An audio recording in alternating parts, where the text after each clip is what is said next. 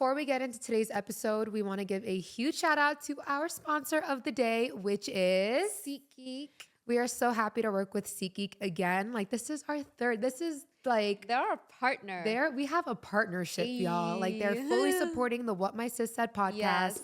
And we're just so grateful for them. And we just love SeatGeek so much as it is. So it's just so amazing to be working with them. If you guys have never heard of SeatGeek, it is the best way to get tickets for concerts, sport games, festivals. And more, honestly. If you need a ticket for something, SeatGeek has it. So they have so many different shows on there right now. Yeah. Like Nicki Minaj is touring. Billie Eilish. Sabrina Carpenter.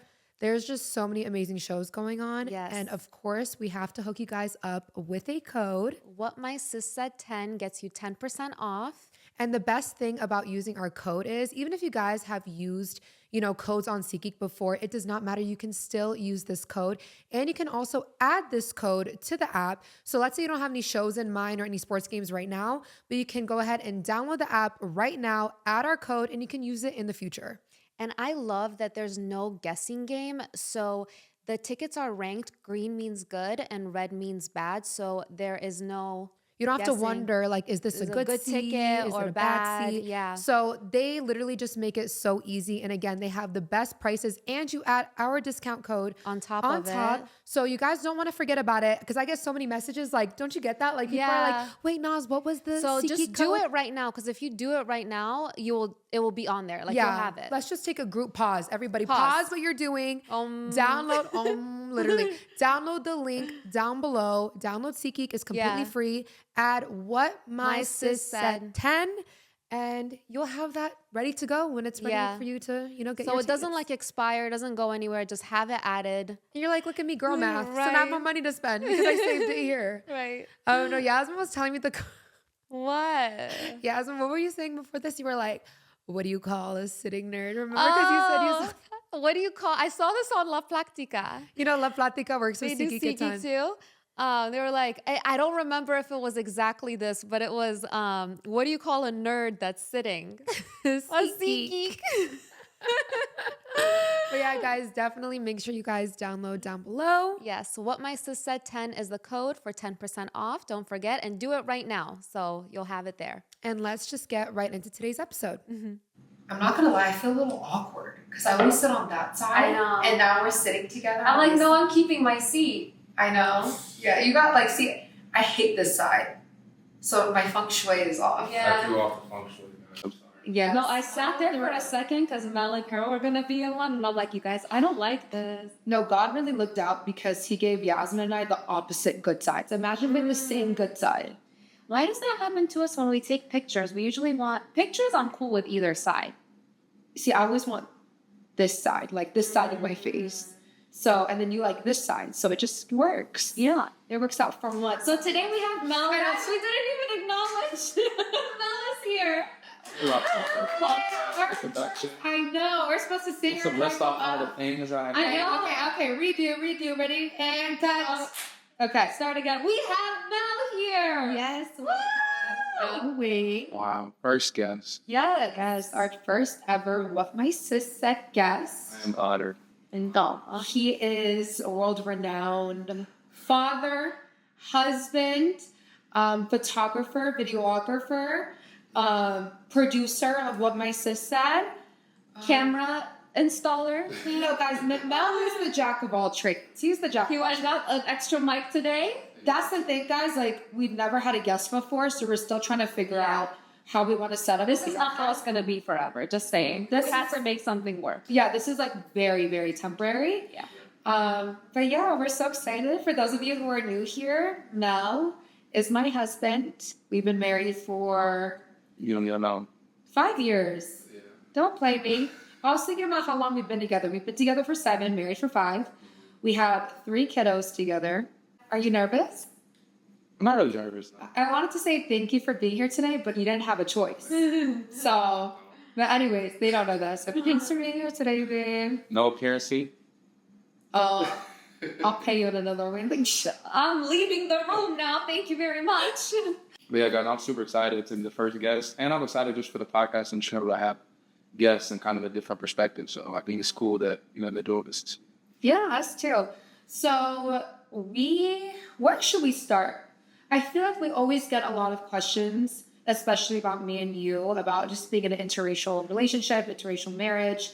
A lot of our followers who tune in and watch us, Yasmin and I specifically, you know, they might be from the same culture as us, Middle Eastern backgrounds, and they just want to know more about, like, unfortunately, like, there's just like a lot of, I don't want to say prejudice, but in our culture, it's like you marry in your culture. Like, that's just kind of the standard. And I'm sure it might be like that in Black culture as well. Like, you're kind of just like assumed to marry within your culture. It's definitely more prominent in like Middle Eastern culture, Indian culture, like those type of cultures is definitely more prominent. But yeah, it's kind of like that, I feel like, for everybody. So yeah, I always get messages like, how did you get your parents to approve? And how do you guys like make it work? Where I'm dating someone outside of my culture, outside of my race, and I'm like terrified to tell my parents. I don't want to be disowned. Honestly, those comments like really break my heart. Yeah, they do. Yeah. And it's like, I don't even know where to begin because like, I don't know your exact situation. I don't know your parents. We're just very fortunate that we have very open-minded parents. At the end of the day, they just want us to be treated properly. But yeah, like just the messages that I get are so heartbreaking. Like, I'm scared to tell my parents because they're going to disown me. Yeah. There's this one Kurdish creator that I follow, and she just made a post recently about how her parents didn't come to her wedding. Oh my God. And how she's just now kind of getting over it. And it's been like 10 years. that's crazy. Yeah, her parents, like, none of her family came to her wedding, and she was talking about how, like, she's still, like, she's just now, like, forgiving her parents, and it's literally, like, she has 3 kids with this man. That's weird. Yeah, and she's Kurdish as well. So, just seeing comments like that, like, honestly, it's kind of hard for me to empathize because, like, you know me, I just kind of always did, like, what I want. I was never afraid to go against the status quo and what was expected of me. Like, I've always trusted my gut, trusted my heart. But I think it's because you knew deep down in your heart that Mama and Baba would always, like, they would never disown you. Yeah. Like, our parents would never disown us. So I think you had that comfort in the back of your head. Like, you would never think in your mind, like, it doesn't matter what you do or who you marry. They might be upset, but they won't, like, not come to your wedding or just never speak to you again. You know what I'm saying? And unfortunately, a lot of people don't have that. I know. So I think that's why you did have the comfort of going for whatever you want, because you're like, yes, they might get upset, they might fuss, but they love me no matter what. You know? Yeah. And especially with Baba, like, he loves taking risks. He loves, like... Okay, so Baba pretty much says, like, I made, like, choices in life to move to America, to do this and that for my daughters to be free. Yeah, he always said That's literally what he said. Like, growing up, he said, I saw women very oppressed, and the reason I left was because I want my girls to be free. Yeah. Like, so that's why he's always open to really whatever. Even us, like, taking pictures or, like, being on social media. A lot of Middle Eastern girls are like, my family wouldn't allow me. And Bob was like, no, go do it. Like, do whatever you want. Like, he's very, like, open, like, do it. Like, Bob was slogan is do That's it. one thing I can say about Baba is he's never, ever, as long as I've known him, gotten upset about anything you guys post. Yeah, no. When we were doing Savage posts, he never said anything. He was like, my daughter models for Rihanna. Like, he was so happy. He's never been felt away. Yeah. Even your mom, like, she might say stuff, but I know deep down she's not really like that bothered by it. It's just more so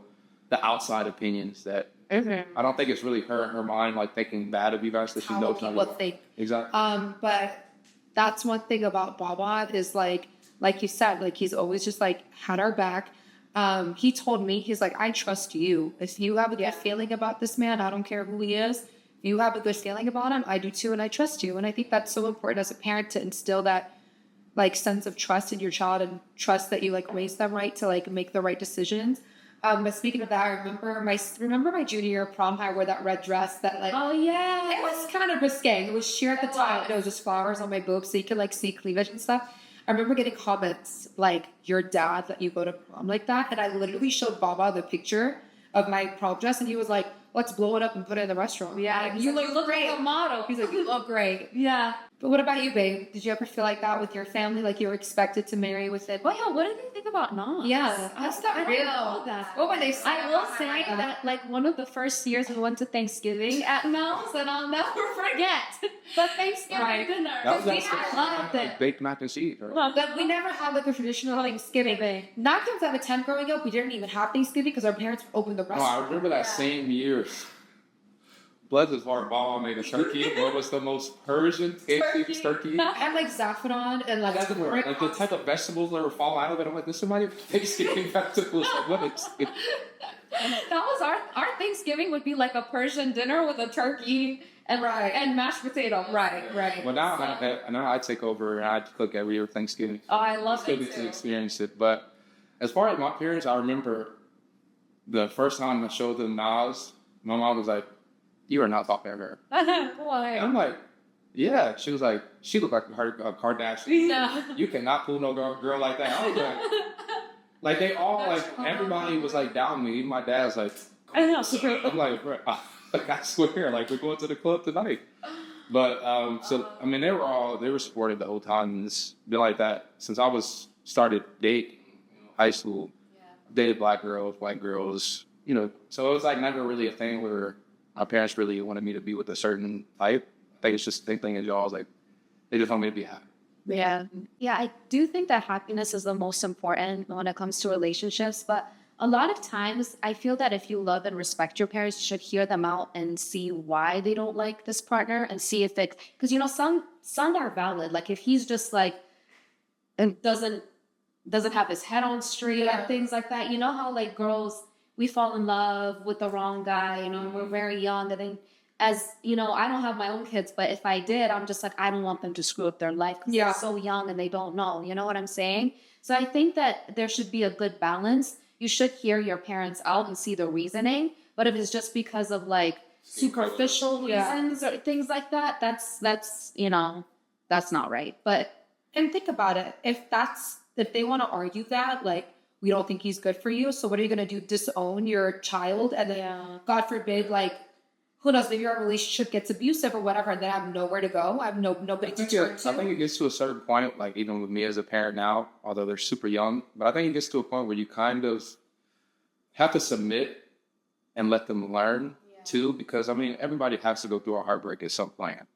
Just so that you learn and you know what to look out for. So I think sometimes you got to kind of let your kids fail. But if it's something like you just said where it's abusive and things like that, then I couldn't do that. If somebody was putting their hands on Mooch, I'm in jail because I'm pulling up to the house.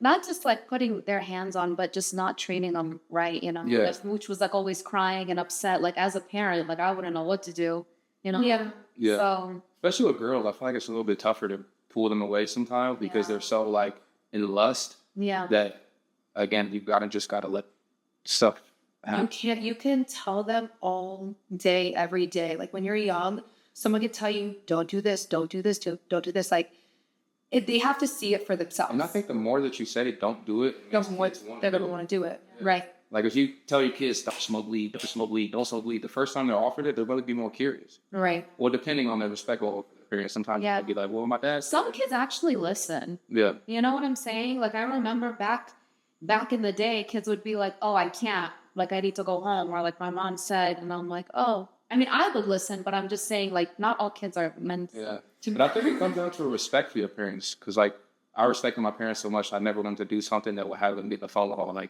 you have your son in prison, come pick him up. Or, Like, so I was always the one like, no, don't go ahead and do that. I'm going to head back home. Yeah, I think it's also hard just for being like a foreign girl, a brown girl.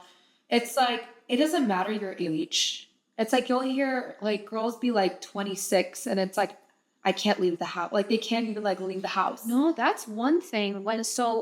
When we came here, it was crazy to see how dating and relationships is so different in the United States. I mean, I don't know for other cultures, but for us, like we don't really have boyfriends. Like we're not allowed, like girls are not really allowed to have boyfriends. It's like you're single and then you get married, you know? So boyfriends is not even a thing in our culture. And that was the biggest thing. Like I wasn't really allowed to have a boyfriend for a long time.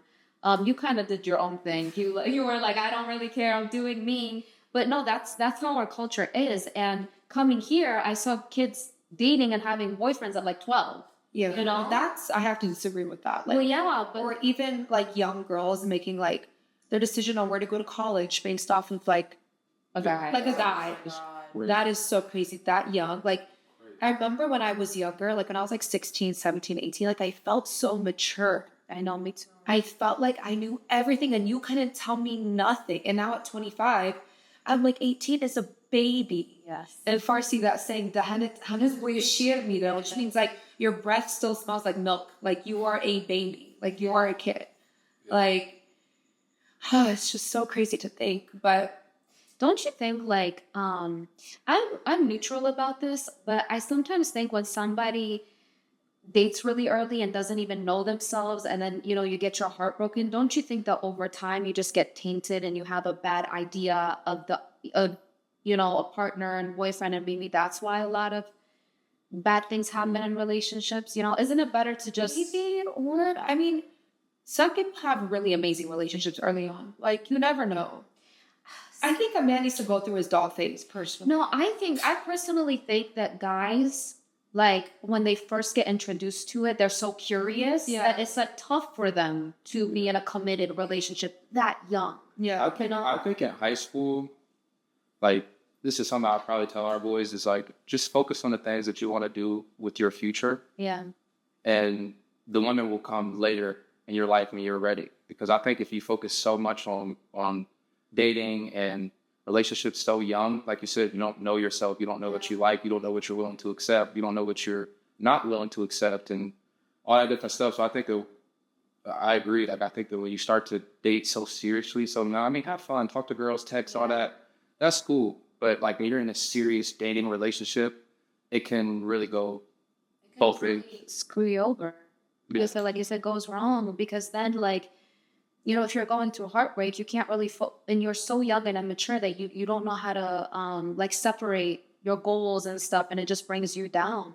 I feel like in our culture, we're really encouraged to get ourselves right. Like each person individually, like either you go to school, you work on your career, regardless if you're a girl, you're a guy, whatever.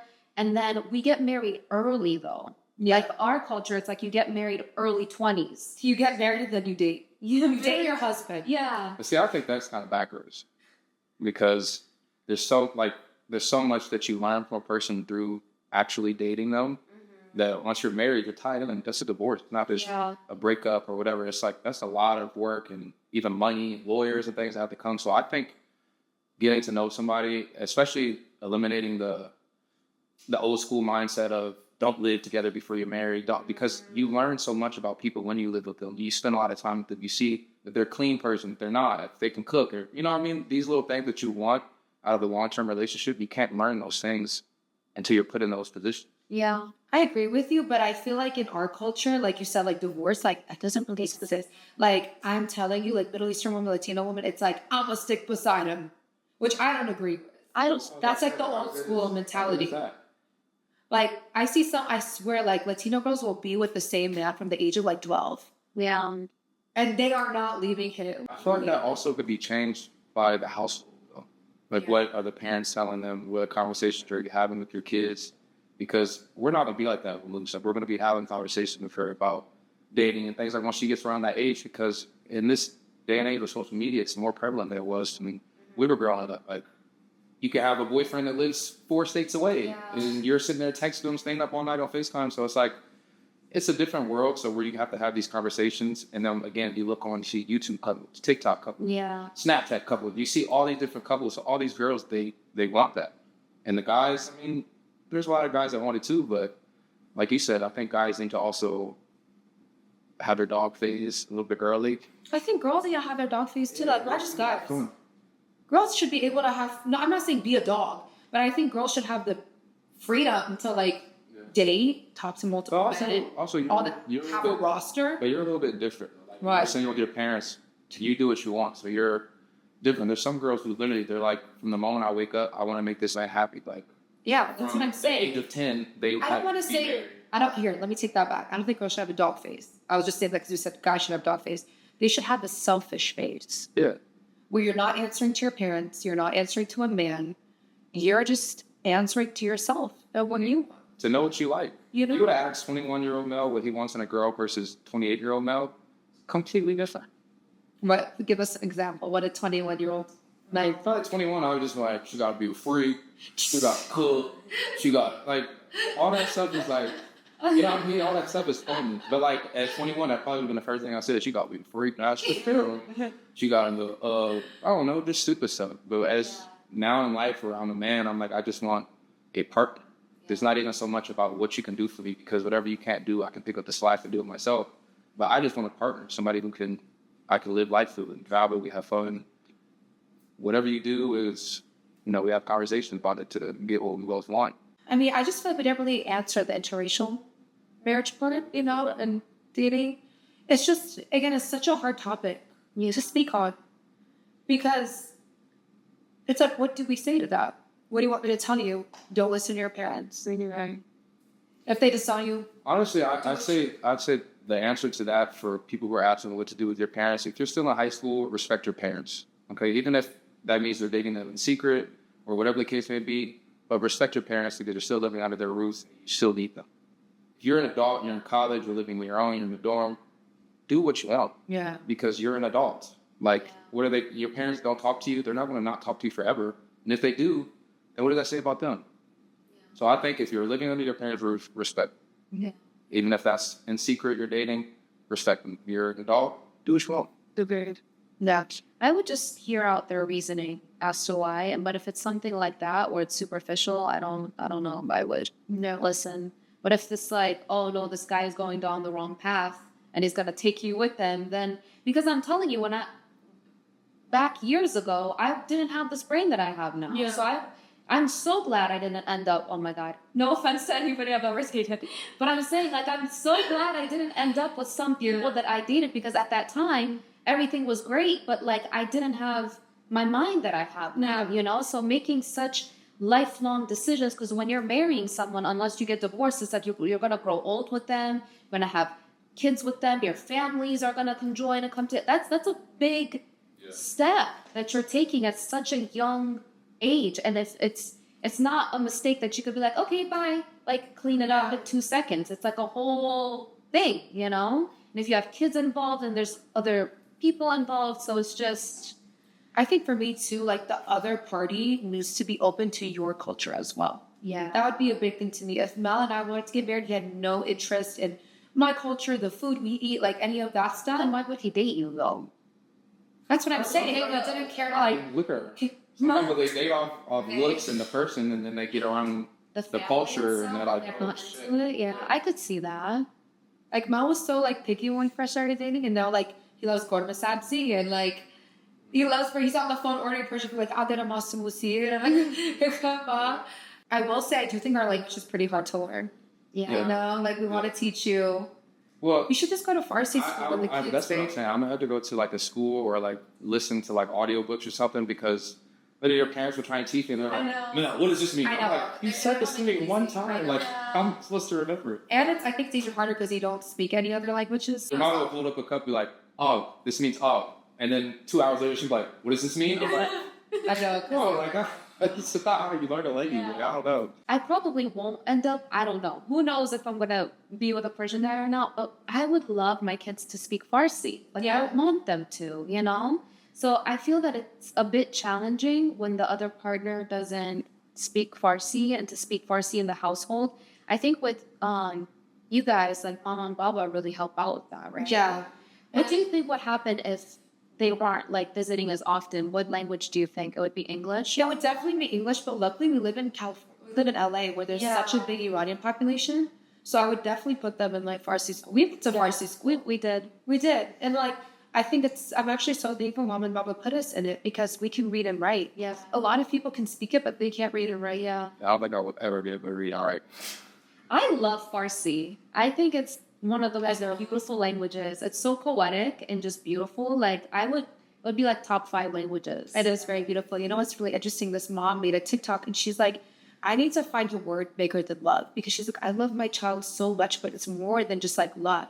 And somebody commented in Farsi, we say Juda. Yeah. which literally means like My soul. my soul. Like we say like Juna, like my soul. Like it's more than just love. The language is very dramatic. Baba would say, Baba would say It's poetry. Baba would say like Jigara. Yeah. Like to us. Yeah, that literally means like you're my liver. You're my spleen. My spleen. Like, the blood in my veins. Like that's how we say we love you in I Farsi. love it. And if we want to tell someone to shut up, we say Zahramar, which literally means like Mixed venom. snake's venom. Like venom to you. So Farsi is so dramatic. It is. No, it is. It's very When dramatic. Yasmin and I are like getting angry, like Yasmin, you know she's angry when she starts speaking in Farsi. Yeah. She's like, man, nani fahma, eat chujuri bokora. It's like, I don't know how to do this, but it just like it's way different. Whenever somebody knows y'all's fucked up, the Farsi comes out immediately. And I'm just like, all I know is she's mad. I don't know what she's saying. But you're getting good at Farsi because the kids will say things, they'll ask you for stuff in Farsi and you know what they're saying. Yeah. Well, I mean, a lot of it I use context clues, but some things that they say, it's like glasses, like I'm not correct. I know. So like those stuff when she was like, I'm not. I'm like, well, I'm like looking at everything I have, and I'm like, oh, Her glasses. clearly she needs glasses. So then I'm like, Yeah, okay. so- And then I just clock the words that I learned Yeah. through that. But I want to be able to like at least understand, if not speak fully, because like you guys will be like talking in Farsi now that I'm just driving like, I know. That's how we talk our shit. I personally love Farsi curse words. I know. They just hit different. It's like when you want to curse someone out in Farsi, like it just hits. I mean, I don't really curse often, but when I do, it's in Farsi, and I go in. No, it's pretty intense. We should do a video like speaking of Farsi. I'm telling you guys, if Yasmin starts speaking Farsi to you, you need to, because that's how I always know she's super upset. Either she's on the phone or whatever. She starts speaking in Farsi, she is extremely upset. You know, like they say that when you're like either terrified or really angry, like when you're not using your brain, like you go to your mother tongue. Like that's what you. Oh, so you're 8 when we came to America. It's a little different. Yeah, but like Farsi was like the first language I ever heard or anything like that. So You know, it's crazy you're not watching Love Island. I There's a Persian girl. Yeah, it's true. I I know saw Farsi. it. She said on there in her little interview, she said Farsi was my first language. Yeah. When is she going to speak Farsi on there, She bitch? could at least learn her professionals like Yasmin going off about God or something. I don't know. I mean, like, where do you expect the But the part? son has to go out to work. She did say she's That Persian. doesn't work. She's so cute. I know. But I didn't watch that season though. I see it all over TikTok though. But it's fine. why did I get to finish it? Bro, I did not know when we started that show it was 36 episodes. Oh wow. That is crazy. No, that's... I thought it was like 12 or something, but I'm like 36. I know where because we started so late. No, y'all need to chill out a little bit because we've been getting hella messages like, Mel's, like, I see it. Don't think I don't see it. Mel's arms. Oh my God, Mel, you've been looking too good. No disrespect to NAZ'S. I'm just joking. I like when people compliment Mel because, like, I do. Because, again, like, I like the attention. I would rather girls find my man, like, sexy than them to be like, We're You know? both vain in that way. we're both Leo Moons. Yeah, like if we're out, I'm like, why are you not looking at my wife? I know. I'm not one of those guys that's like, don't look at her. Like you're going to. No, Mel and I, Looks we like both you're love going. attention, unfortunately. Yeah, that's so cool. Like literally, I'll be. This is gonna sound hella like cocky. I don't even know if I should say it, but sometimes me and Nas will be like at dinner, and I'll look around like, babe, we the most attractive. Man, I know. Shut up. No, Mel takes the overboard, like more than he'd be like, "We look so sexy." I'm like, "Yeah, we look good." I guess. What are we even talking about right now? I don't know. Yeah, from one thing to another. On culture. If you're gonna date somebody from another culture, be open. Like you have to be like, I'm dating somebody of a different culture. Let me learn their food, their music, their culture, what their family does. You have to be open. But if you're gonna go into the family being like, no, my way, or just don't even bother. Or even like trying to understand, like with accents. Like you need to have patience, like when speaking to like yeah. their family and all that stuff. Before, our parents are so fun. They are. Oh, guys. They always have stories. Oh, wait, listen. I sat Mel down and I made him watch My Big Fat Greek Wedding. Oh, yes, I love it. He was dying. He's like, I'm literally, what's his name, Ian? Mel was like, I've never related so hard. Like, just watch that movie. That's literally Mel coming into my camp. Yeah. Like, Yeah. he's just lucky we don't have extended family. Exactly. That you don't eat no meat. That was exactly Mel. Because he doesn't eat red meat. He doesn't eat red meat. That's the biggest adjustment to me because I don't eat red meat. So literally for the first like few years we'd be dating, she like, you know, cooking like typical recipes and it didn't include chicken. So I'll just be sitting there like, And she's like, he doesn't eat beef. And then it got to the point where like mama would like have a little dish with like chicken to the side for me, or like sometimes I'll tell her like, don't even worry about it. Like I'll just eat it without the meat. I'll just eat the the sabzi without the meat. But yeah, that was definitely like something that was adjusting even for your mom. She's like, what? I know. Wait, what? You know what's like a big difference from Mel? Like the food we eat, like it was just weird to him that we don't really have like sides. Yeah. Like we eat like kebab. It's like we have the grilled meat, the rice. Yeah. Like with some grilled vegetables. And no sauces unless it's Yeah. But see, that's why our food is like so healthy. Like nothing's fried. Like not very carb heavy other than like the rice. Our sides, like if you look at like a Persian meal, it comes with a plate of just like mirrors and parts like herbs. I swear to God, the first time we went out to eat and I sat that down, I'm like, They serve it like at the beginning, like a plate of just herbs, like literally like roughage bread and a raw onion, I think it was like, are we feeding a rabbit here? Like, what is this? It's for the digestion now. And he loves it now. Yeah. Mal literally makes a little lokma. He takes a little piece of bread, he puts his kebab, and like Mal is like completely adjusted. He's trained. I am a Baba and trained. I love my kebab and my mints and all that, the tea, and then I end my night with a nice little hookah at the house. Dude, no, literally, we were over. Like, I was over at their house a couple nights ago, and I literally I'm like, you're literally a grandpa. Let's stay you make shit. I know. Literally, as soon as the kids go to sleep, I pull out my little thing and start keep my start. Now it's back. Really sit there in my belly. I'm like, Literally, that's exactly how, if you tell me like a memory of your grandpa, that's exactly how I see him. Like literally with a studio. I grew up to be Baba as well. I'm literally Baba. I'm Baba. I'm Baba with a wig. Like all my life, Baba's been so adamant about walking, drinking tea. Like Baba like drinks tea. Like he'll be driving home calling Mama like put the kettle on. And now that's me. I literally when I'm down the street, I call Mel like put the kettle on. literally, if I know she's coming home, I just start the kettle. Like my tea, I walked like 4 miles yesterday. I'm like, you know what, Baba might have been on to something. Okay? He might have been on to something. Literally, like I'm hip. Yeah. Like we grew up to be our parents, whether we like it or not. Yeah. So I think one of the hardest things about when we first started dating was adjusting to the culture because, I mean, you were the first Middle Eastern girl that we're talked to in my life. So like the first Middle Eastern family I've ever been around, like all of this was like brand new. Never even had kebab. Like before, all I did was shish kebab. Like when you were talking about kebab last time, I'm like, why is it not on the skewer with vegetables? And now you learn how like kebab from a Greek restaurant, from a It's all different. Iraqi The restaurant, seasoning's different. the fish is Lebanese, different, everything. Armenian, all different. Yeah.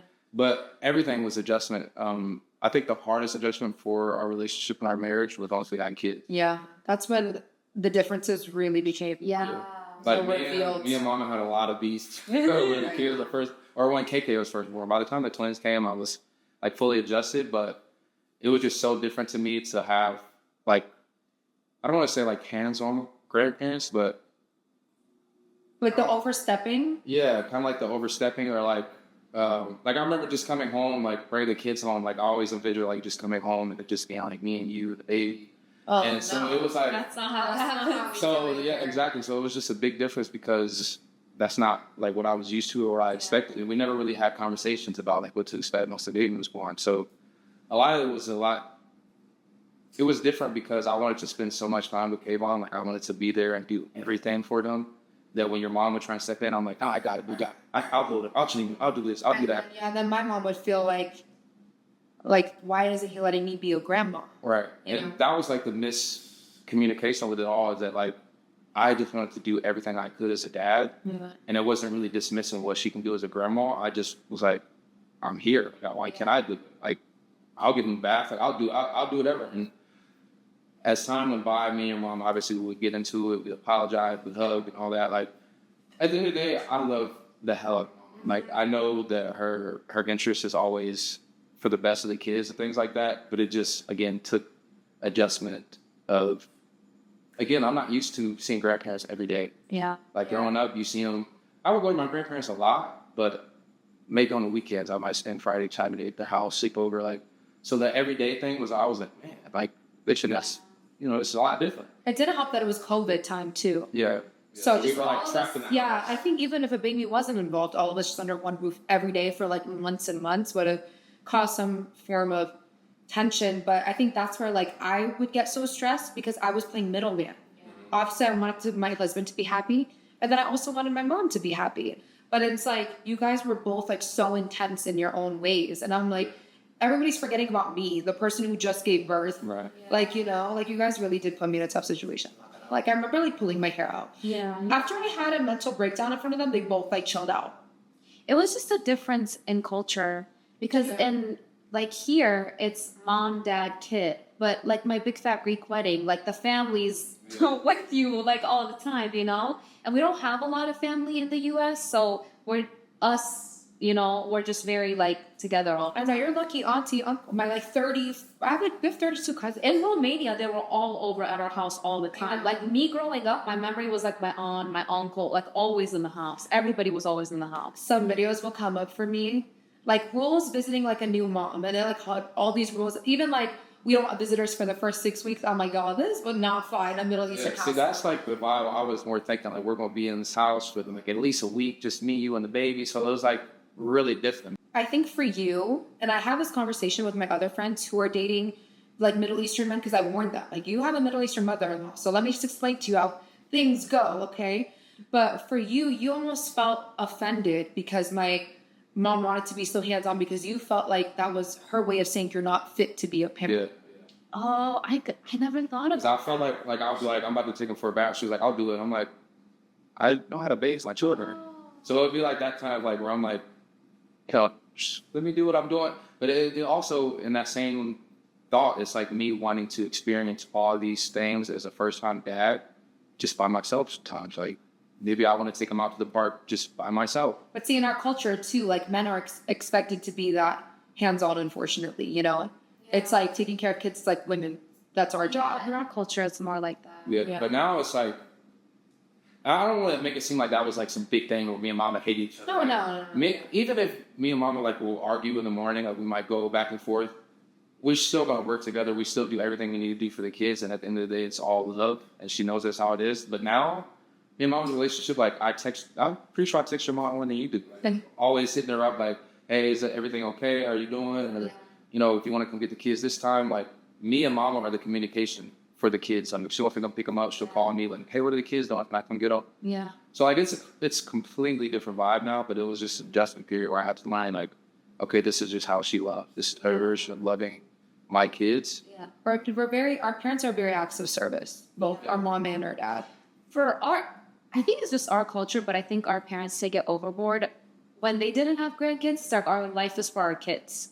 Yeah. Now it's our life is for our grandkids. Like they're very selfless. Like they don't think about self. They're all about the kids.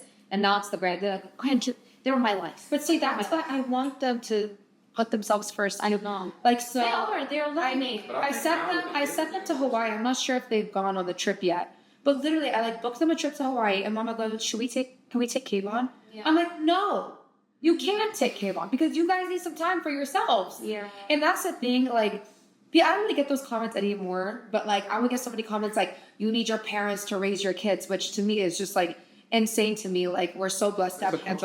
Yeah, it's a cultural thing. Like, grandparents are just involved in the life.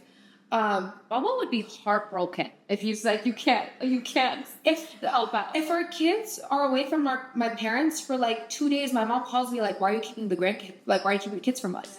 Like, they get mad at us. They're like, I tell you, all this stuff was like adjustments. Even with your dad, like at first, I like after a while, I had to tell him like, "Oh, stop doing stuff in the house. I'm never going to learn how to be a man of the house. If every time something goes wrong, you just rush to fix it. Like, let me do it, or at least be like, hey, come to Home Depot with me. Let me show you the things you need. Let me show you how to fix it." And now, obviously, he stepped back because he has his own house here in LA. But the first one, they would just visit and be staying with us. I'm like, "Oh, I can't do anything. I don't know how to be a man." Baba would go with the construction men outside and like chill with them and like help them. Yeah. Like, he needed something to do in the house. Like, that's Baba. He doesn't like not being stressed. Like, he needs something to do. Yeah. That's what I give him to-do lists. Like, Baba doesn't like laying down chilling. Like, that's one thing Baba does not like to do. He tells me. Hey, you say you don't like it, but the second it's sat up at the couch, He goes to sleep. That's the thing. He doesn't chill. He sleeps. He doesn't chill. It's either sleep or moving. Oh, He yeah. don't chill. Yeah. He loves his couch naps. But that's the thing with Bobby always tells me, he goes, if you see me just sitting on the couch watching TV, just know death is near. They said death is near. I'm like, okay. Okay. That supposed to be a whole statement because he'd be coming out house grabbing the remote like. I know. But he falls asleep within 2 minutes. I know. Literally. But that's the thing, you'll never, like, he'll be in his sleep, but if Cameron comes and pokes him and is like, Baba, take me to the wall, he's up. He's there. Like, literally moves. I know. And it is a huge blessing to have.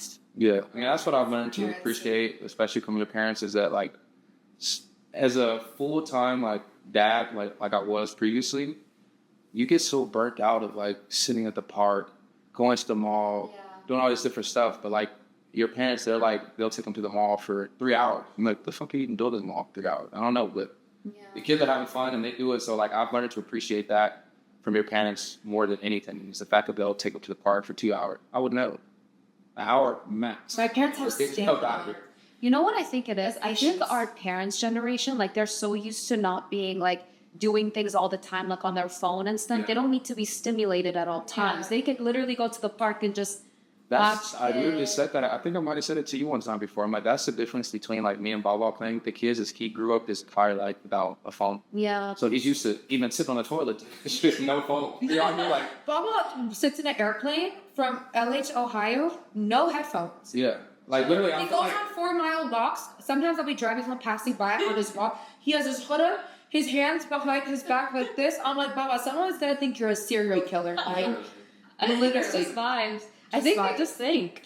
He's just thinking the whole time. He doesn't need a... Dude, that'd be me sometimes too. I'll drive like 40 minutes and I'm like, I never even turn on the radio because I'm so consumed with like my thoughts. Yeah. I think it's My healthy to drive sometimes with no music. Yeah, So that's your brain. especially us because we're in such a loud household. Like we just think that aside.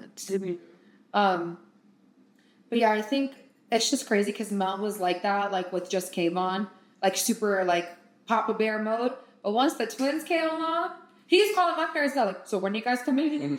Where are you at? You said we said we were gonna be here 30 minutes ago. Where are you at? Literally. It's still definitely in Papa Bear mode, but like it's just be like the thing like where Nas might be up filming or something. And I'm like downstairs with all three kids. I'm like, you guys said you'll be here in 15 minutes. It's been 20. Well, it is like 3 young, like little Yeah. kids. Yeah.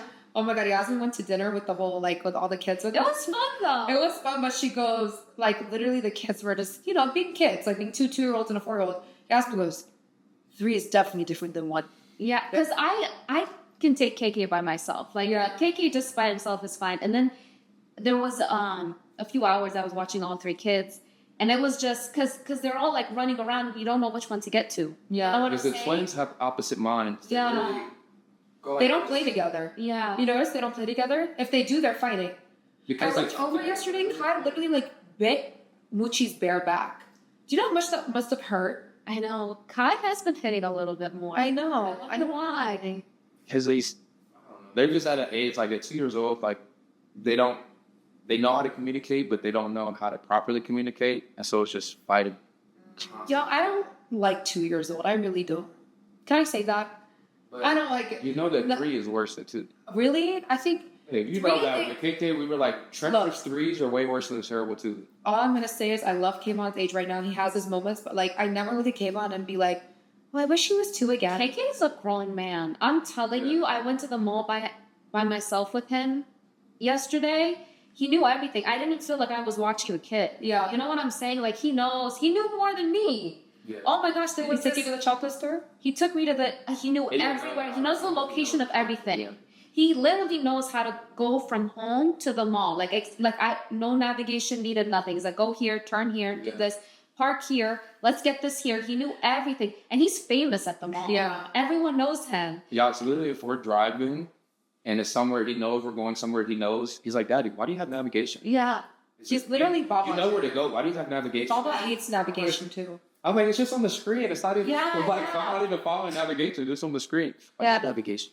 I'm like, He knew, they knew everything. And he loves like French fries, a little French fry stand. And we come up and I'm like, KK, which one do you want?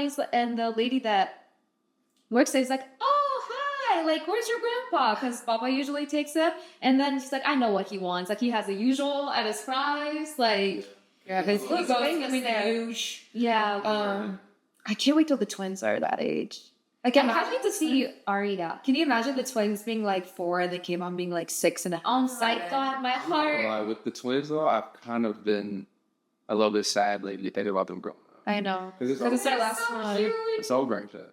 It's our last one. Are you turning up, babe? I'm not tearing up. You're No, tearing I up, literally babe. have been sad because I'm just like, not that I'll be one of these again, but just like there's little like I know, they're Which comes so up like- cute. I know. No, they're cute. It's just hard. Like, I think that like twins that are 2 years old are very hard because they fight a lot. Literally, Kai bit Mooch so bad in Mexico that it was bleeding. Oh my God. Blood. So I'm just like, I can't wait for them to just be a little bit more like, we can all just vibe. I can't wait till we can vibe. I just can't wait till we're vibing. I'm telling you, 4 years old, if you have a kid that's 3 and younger, just wait till they turn 4 and your life will be so much better. Like KK, literally, he wakes up at 7 for school. He has a little alarm goes off, wakes up at 7. We set out his clothes the night before. He gets himself dressed. Yeah, he can dress He makes himself. his own bed. And then he goes downstairs and he watches TV until I come downstairs. Yeah, we taught him, we said, don't ever wake us up in the morning. Go watch TV. And now he does. Like, he'll just go downstairs. So smart. No, Watch- KK, like I was shocked this past time that I was with him alone. I was shocked because he knew everything. Like he was telling me what to do. Yeah. I'm like, No, he's Hey, not. hey. I literally were going out of town and all his parents have to take him to school. And I'm like, I don't even have to tell them where to go for the bus because KK will tell them exactly where to go for the bus. Like, it's insane. he The literally, bus driver told us, Kayvon sits behind the bus driver and he's like, go this way. Turn, He's so turn up here, turn left. Is this like typical 4-year-olds? Is it Knock on wood. Guys, if you have a 4-year-old, please tell us if they advance this fast. Because I never knew. like he'll literally be like, why'd you park here today, Daddy? You usually park at this spot and you parked all the way over there. I'm like, bro. He's like, Auntie, do you want the chocolate store? The chocolate store is this way. And he like literally took me out like, wow. You can't lie to him, which sucks. You can't. No. I think one thing we can discuss too that kind of had us a little bit more different than other couples on YouTube is that I was kind of like already established before we started dating. A lot of couples on YouTube you've seen now, like they kind of started together and grew together. And I felt like because I already had like a following before we started dating, we kind of got a lot of backlash in the sense of like, he's mooching off of her, he's living off of her, he's taking advantage of her, NAZ'S could do better. Like, how did that feel like coming into a relationship and then dealing with that? I mean, it definitely was hard because like when I met you, I didn't even know that YouTubers were a thing. Like I would probably only go on YouTube to watch like highlights. And I knew at that time it was like, what, 2015? No, babe, I graduated high school in 2017. Oh, then. So yeah, 2017. But like YouTubers weren't that big. So Yeah. I understand what you did. Like I knew you had a following. So, but I didn't know like that you were making money and all this type of stuff. I just saw you out. I thought you were beautiful. And I got to know you and I thought that your personality was beautiful. And that was that.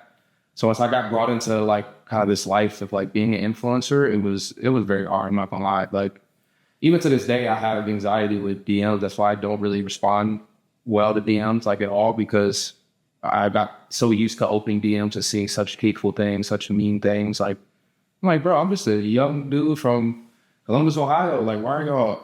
It was just so weird to me to have people from all over the world just saying such terrible things about me. And at the beginning of our relationship, it was really like really bad. Like people would be saying like Really affect you. all type of things. And like literally I told my cousin one day, because she would be like, I'll be DMing you. I'm like, I literally don't open my DM. Like I don't know what I'm gonna see when I open it.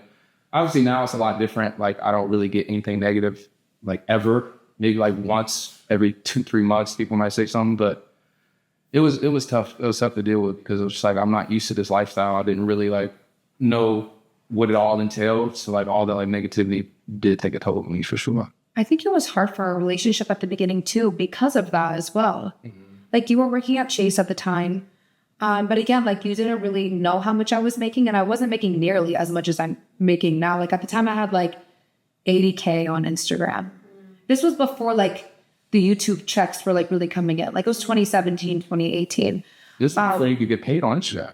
Yeah, oh yeah, you couldn't get, I wasn't really doing paid ads. Instagram deals. There was no, Uh-huh. it was just YouTube. For us at first, like we couldn't really see the difference at the beginning because like, I don't know, like you were paying for dates. I remember like you would pay for dates, like our first date you paid, all that. Like it wasn't like I was paying for stuff. Like I bought my own apartment. It was just a big jump because like at the time where I was working and all that stuff, like if I were to be dating a girl who wasn't on social media, I'm the full out provider. Yeah. Like like I told you with like my previous relationship, every Friday it was treat yourself Friday. I treat myself to a nice day and then buy her a gift. So like I didn't get the treat yourself Friday gift. because you don't treat yourself with like a fucking bag. Not like going to soul classes to buy a $10 pair of shoes. That was completely different. So like that's where it was always hard for me because I'm like in any other circumstance I will be the provider. Like I was working at Chase making good money. I've been working jobs since I was 14 years old. So working is not anything new to me. I've been paying my phone bills and buying my own stuff like since I was young. So it was like all this stuff where people were just coming at me. I'm like, what do y'all want me to do? Where am I going to get this money from? Like to take care of this woman. I just love her. I like her. I like spending time with her.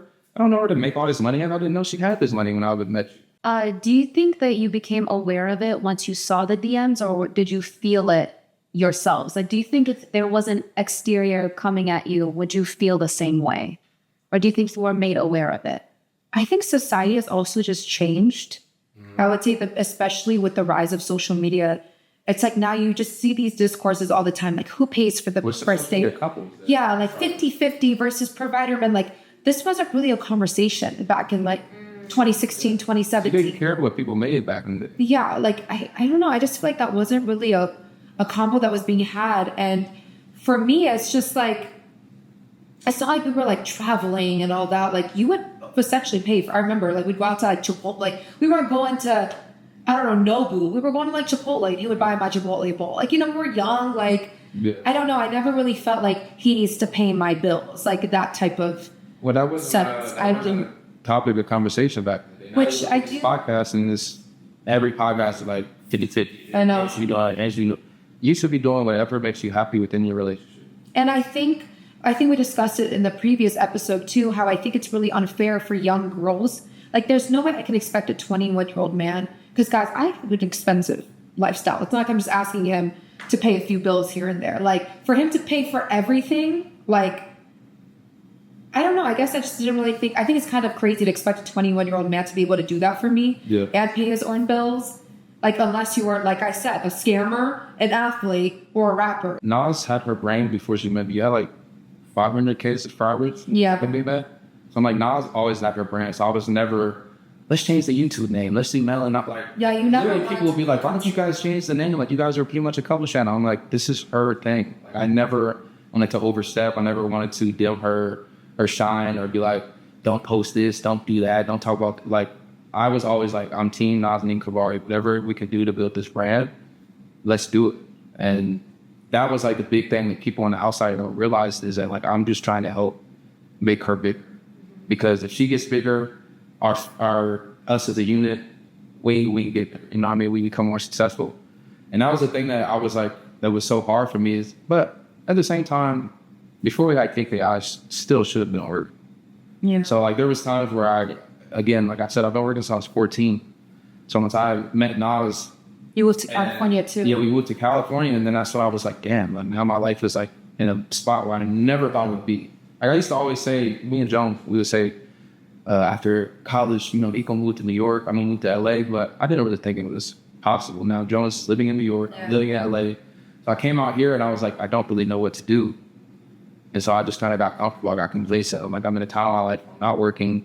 I have this beautiful woman, you know, we're living this life, we're going to events, we're doing this and that, and I just lost sight of like, and I also, what I should have been doing. I need to take responsibility because I enabled it. But the thing is, it's like that time when we moved to LA, like couples stuff got really mixed. We were doing a lot of couples. We're doing pranks and all that.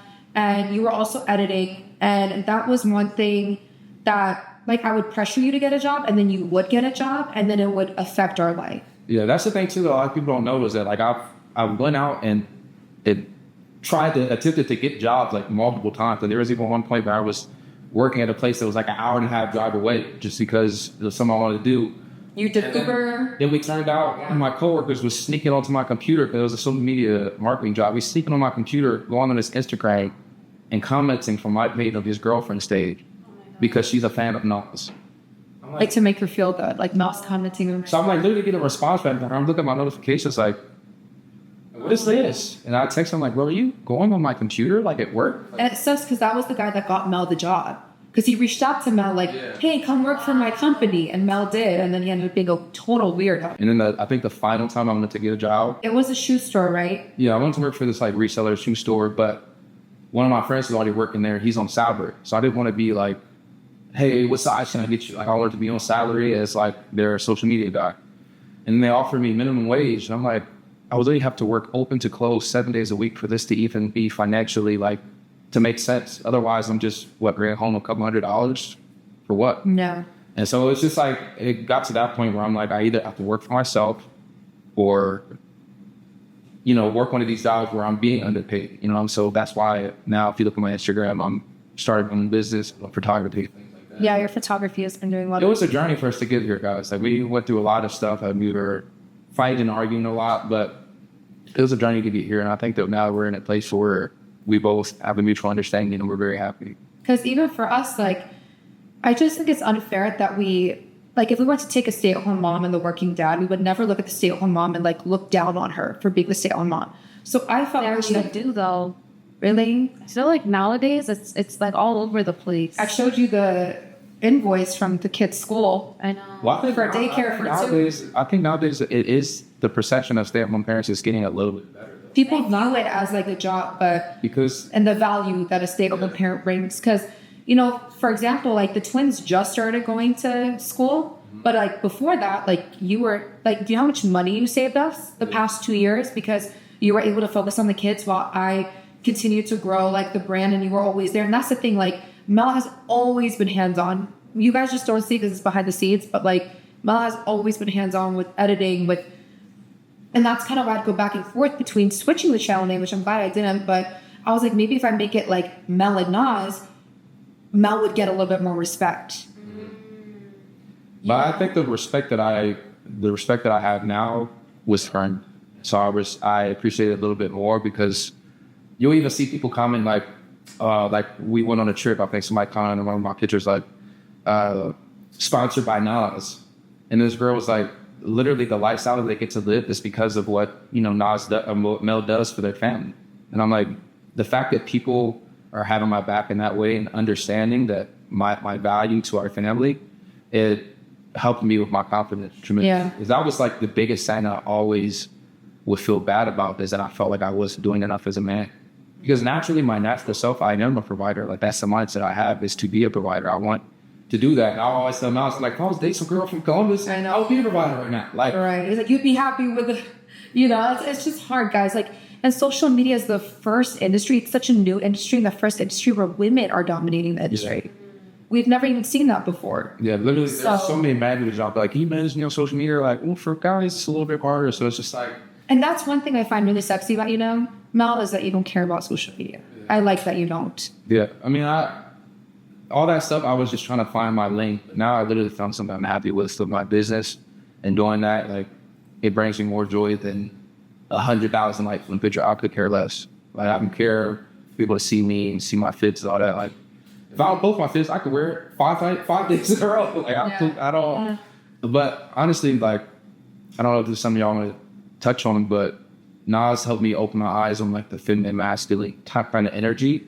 And even Yasmin too, because she would even say like, no offense now, but I would tell him, Mel, you're feminine. you had this feminine. I like Mel, you're feminine. And I used to get so offended because I'm like, what are you trying to say? Like, I had sweet, like, you know what I mean? Like, what do you think I'm soft? Like, what does that mean? And now I realize that it's not about being weak or being soft. Like, even if you're living or feminine, you don't have to feel bad about it. I mean, if you're doing that and that works for you, then that's you. That doesn't mean that somebody could come in and slap you in your face and you don't do nothing about it. That's what I used to think when you would say that. I'm like, It's nurturing. It's a nurturing Energy is nurturing, yeah. Like more nurturing energy. Like you nurture supportive her, energy. yeah. yeah. So but that's why I think as a man, it's good to have a healthy balance.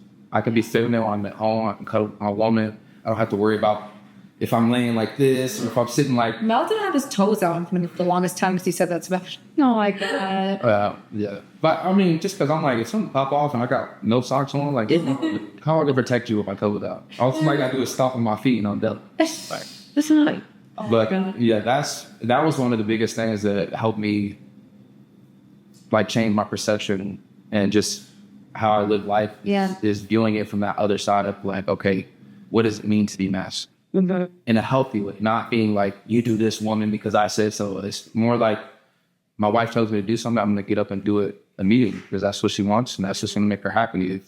If there's something that's heavy, I'm doing all, you know what I mean? Like just doing the things, taking initiative. I think that's what being masculine is taking the initiative and doing the things that you know is going to make your partner happy.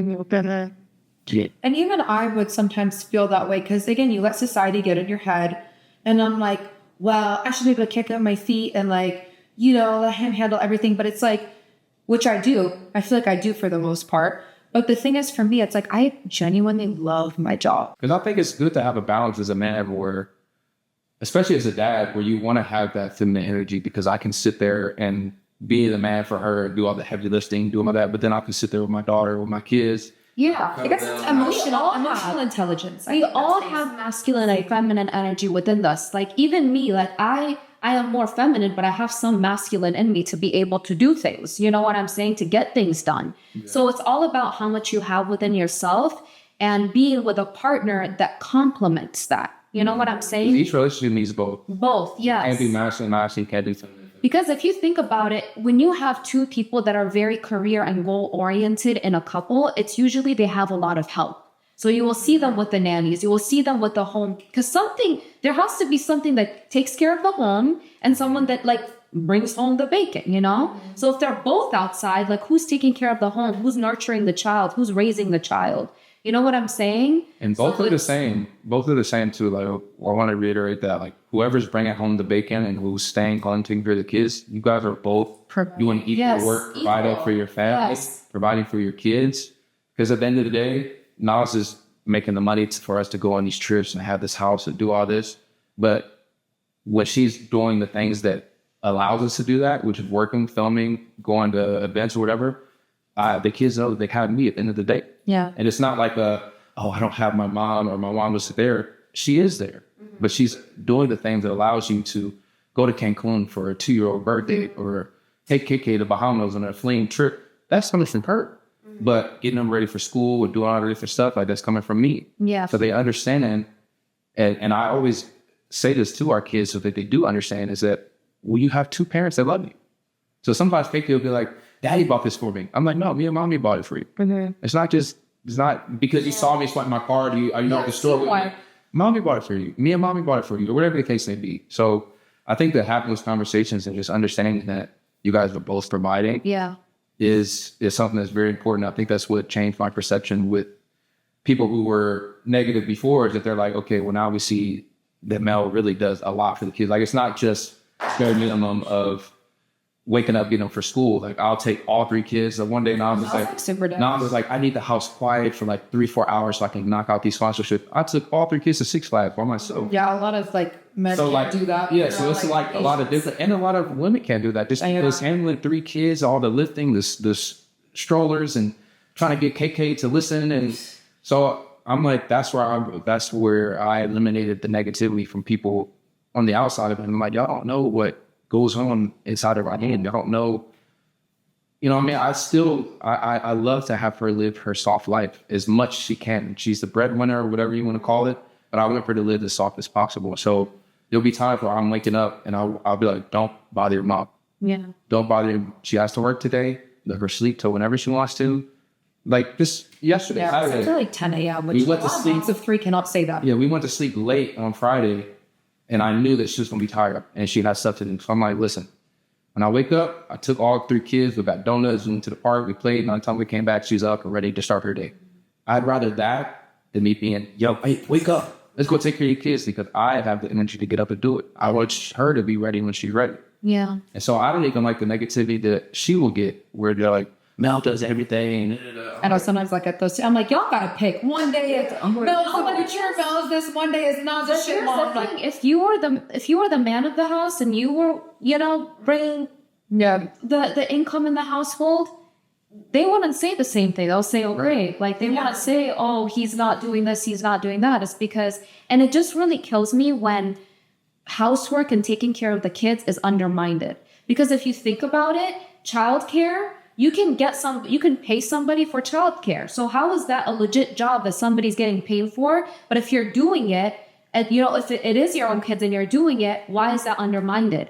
You can bring somebody to clean your entire home, do the dishes, cook, take care of the home. That's somebody's job out there that they're legit getting paid. But if you're doing it, it's undermined. So that's what kills me about stay-at-home moms, because stay-at-home moms do work. They do work for the family. They do. And they Stay-at-home parents. Yeah. Stay-at-home parents. That's because if there wasn't a stay-at-home parent, you would be you wouldn't be able to perform. A man wouldn't be able to perform like how he is. I'm able to really focus on growing, you know, our empire for our family because I have a partner who nurtures that, who allows that, who doesn't make me feel bad for the days where I need more sleep, or I need to take a quick trip for a brand, or I need to go to a brand event at night. It's like, it's never ever once is meant like guilt me or make me feel bad about it, or even when I need a night off, because I do work so hard. Like, you know, like. And I know that from the outside looking in, y'all be like, oh, social media is so easy. It really is not, especially when you get to the level of knowledge. Like maybe if you're just like only a TikToker, it might be a little bit different, but when you're to the level of like where NAZ'S is, that shit is not easy.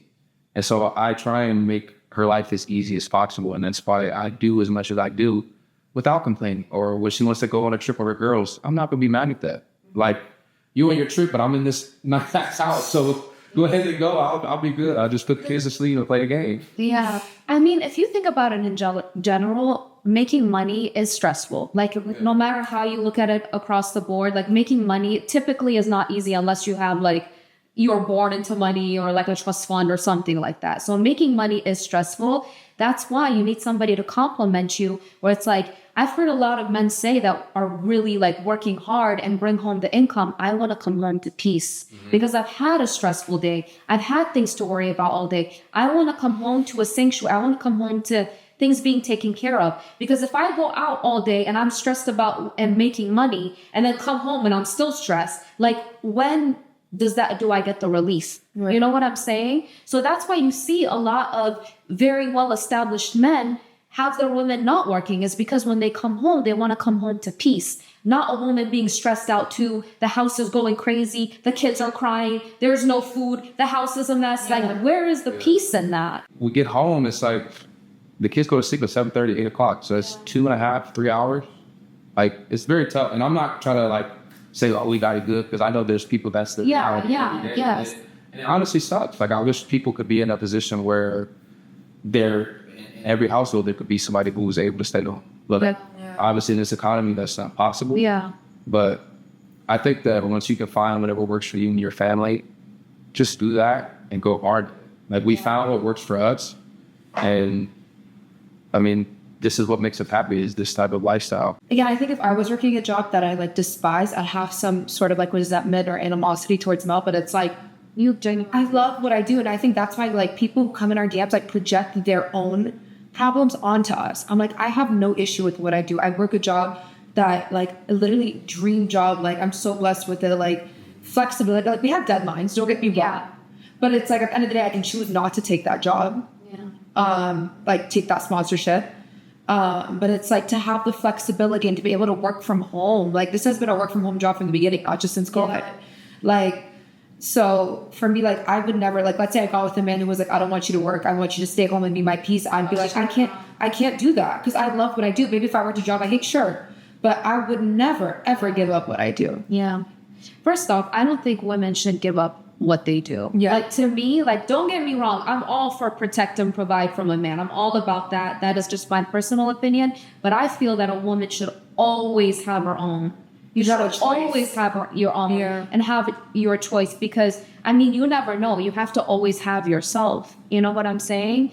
But yeah, it's whatever works for you. Like, something in NAZ'S situation, like, she would hate if a guy, like, even if a guy came through and was like providing everything, she would never give up what she's doing. I'd be sitting my butt right here for I always tell Nas, I'm like, no matter how mad you get, you ain't going nowhere. Oh my God. No, I ain't mad for you, because like I don't get jealous. I don't try to stop her fun. If she wants to jump up out of bed at 10 p.m. and be like, hey, one of my girls just invited me to the club. I don't do that first. No, you don't. But I'm just saying, like no, yeah, Mel has never told me like you can't do something. Yeah, and I know a lot of situations where guys are not okay with that. What would you do in that situation? Of what?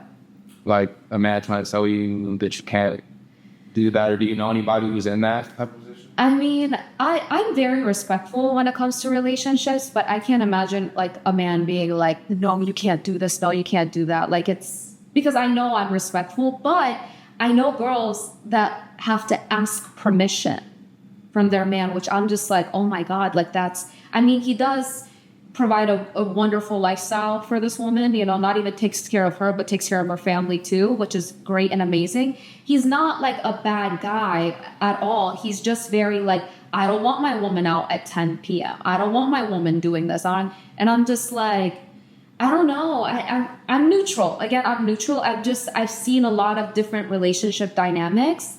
At least she's getting provided for while she's not telling her what to do. No, she's happy. Girls are just She's happy. told what to do with not even getting the fucking Chipotle bowl bought for them. That's insane.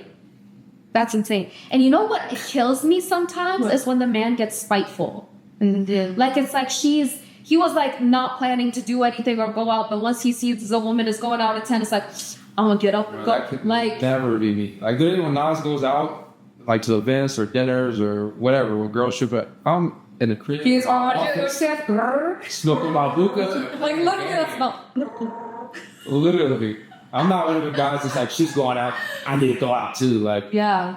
I Like had no getting plans. petty. I had no plan of going out. I mean, I've been blessed. Like every relationship I've had, like I'm telling you, I am so respectful. The guy is like, go out, go have fun, you know, type of thing. But I've seen like with my friends and stuff, it kills me when the guy is just being spiteful, and then we're out like it will just be like literally a dinner of me and her, not even going to the club, not doing anything, and the man is just like texting her like, dinner is crazy. What do you do? I get the club dinner. Guys cannot be blowing up your girl and she's not with you. Make her miss you so she comes home like, what have you been doing? Like, don't be, where you at? Like, I'm gonna come home off a few dirty martinis. But like, let me miss you a bit, especially when we both work from home. We're like always together. Like, I need to miss you a bit. Yeah, the missing you thing is a real thing. Like you need, like no matter how much you love each other, like a little space is. Wait, on that note, we had people send questions for you, and my phone fell to the floor. Can you give Some service. Yes, please. No, guys, I'm the worst. Mel knows. Like, bro, last night was crazy. what? What I do? She's like, can you give me my charger? And I'm like, why'd you, like, you have charging on our nightstands. I'm like, why did you unplug your bedroom charger? She literally points to the floor. It's right there. It wasn't. I was like, I didn't want to bed down. Oh my God, Nas. But that's why he's my zero. No, Nas is she's probably like matured from this, but like back in the day when she was younger and she got sick, oh Lord. Yeah. She will send the list like she's sick. I want blue Gatorade, Cocoa Puffs, and sushi from Katsuya. Oh no, She's still like tell that. Amanda to do that for me. Oh my She God. said it's the worst. She acts like she can't leave the room. I'm like, Oh you my realize God. You sit in this dark room in the bed, you're never going to feel better. And no, she'll want like some crazy, like, I want sushi from Katsuya. And then Katsuya is like literally downtown.